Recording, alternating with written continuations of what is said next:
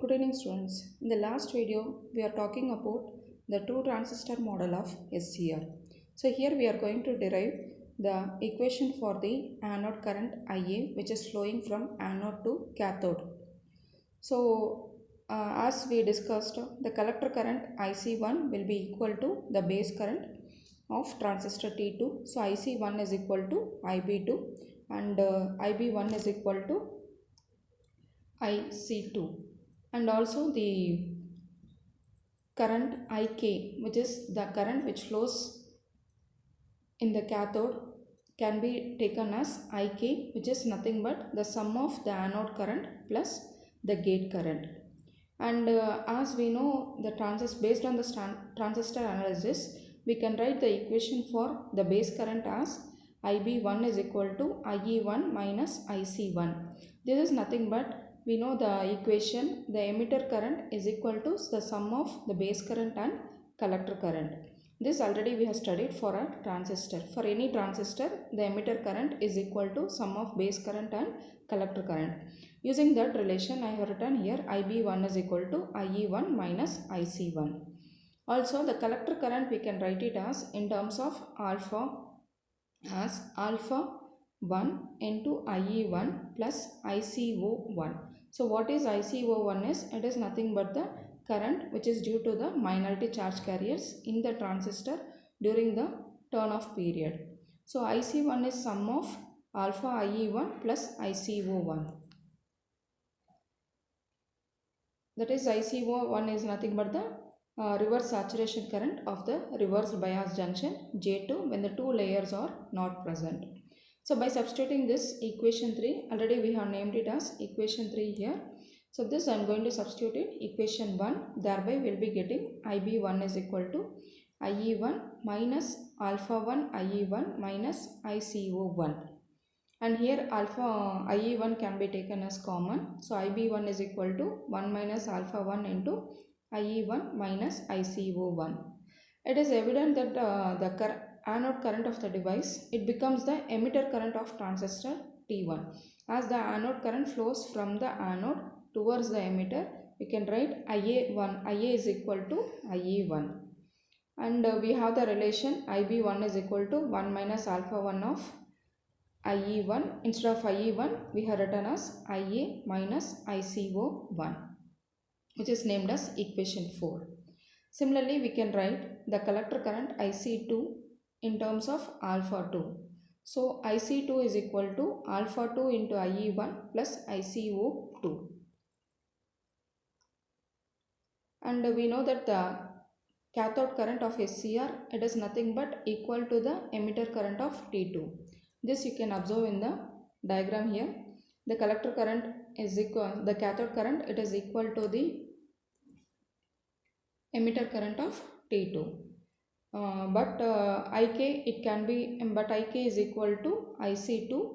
So IC2 is equal to alpha 2 into IK plus ICO2.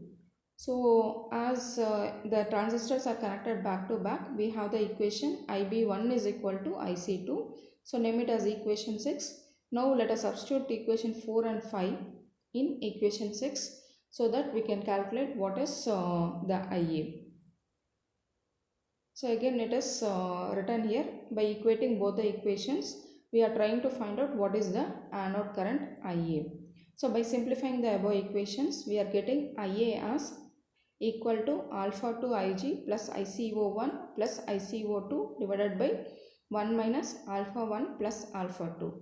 So what is alpha 1 alpha 2? It is nothing but the corresponding current gain of the transistors T1 and T2. Now let us assume that the leakage currents of T1 and T2 are very small. That is ICO1 and ICO2 are very small and it can be negligible, and we can neglect those terms, and we can write what is the equation for the anode current. So finally we are getting equation 9 where the anode current IA is equal to alpha 2 Ig divided by 1 minus alpha 1 plus alpha 2.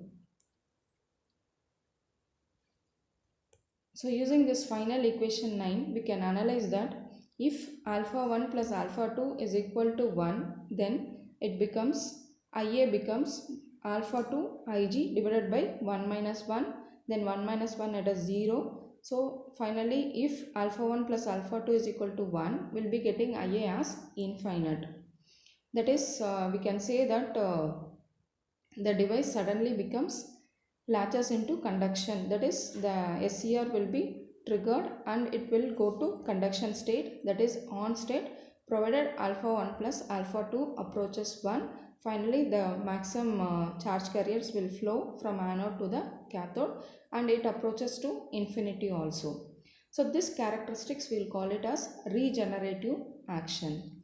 And also this can be stated as the gate current Ig, if it is of such value that alpha 1 alpha 2 approaches unity, the device will trigger. That is the SCR will go to conduction and it will be in the on state. So this is about the general operation of a SCR.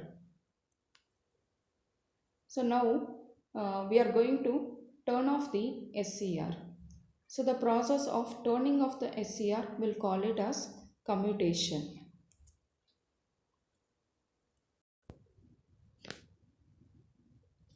So when the SCR is in conduction mode, the gate is ineffective in turning it off.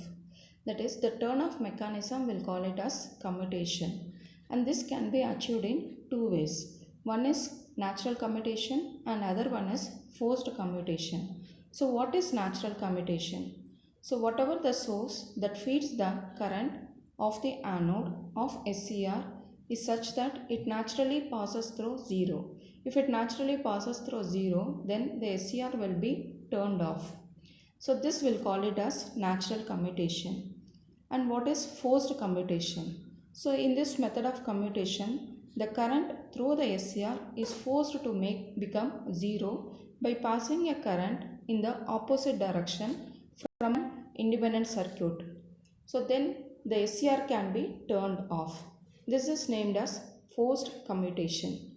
So these are the two different types of commutation through which the SCR can be turned off. So let us see what are the differences between natural commutation and forced commutation.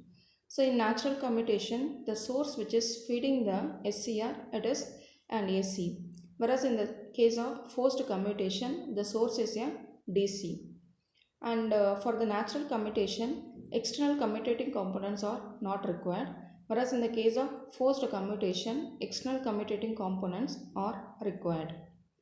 And SCR turns off when its forward current goes below the holding current. That is, if it goes to 0 when the input AC changes. And in the case of forced commutation, conducting SCR turns off by applying a reverse voltage. That is, we are going to apply a reverse current which forces the SCR to turn off.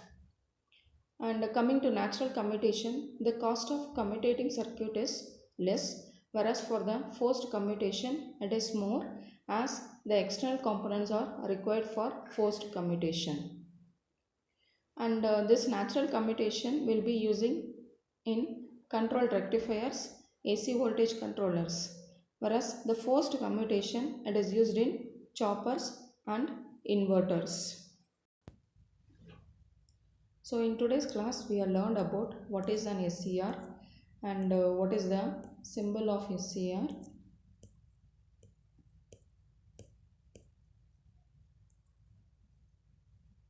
So the basic layout of an SCR and the symbol, and what is the operation of SCR when a forward bias is done across the anode and cathode of SCR. And here we have learned if the SCR is under forward bias, there will not be no conduction. So in order to make the SCR to be turned on, we are applying externally the gate voltage by which the SCR starts conducting, and there will be a flow of current from the anode to cathode, and this current will name it as anode current IA.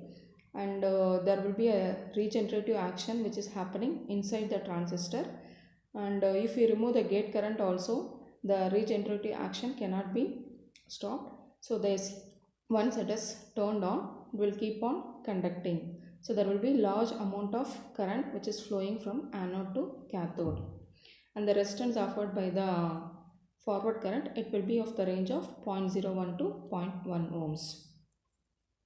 And we have imagined here the SCR consists of two transistors, PNP transistor and NPN transistor, which is connected back to back, and there is an external voltage applied across the gate, and we have analyzed the equations for the current which is flowing across T1 and T2. Finally, we have derived the equation for the anode current IA, and here we have concluded if the sum of alpha 1 plus alpha 2 is equal to 1, there will be large amount of charge carriers, and this charge carriers will constitute for the anode current IA, and this is what we have summarized here.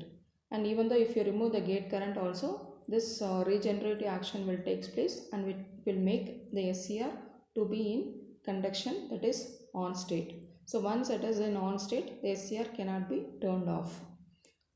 So later we have studied the process by which the SCR can be turned off.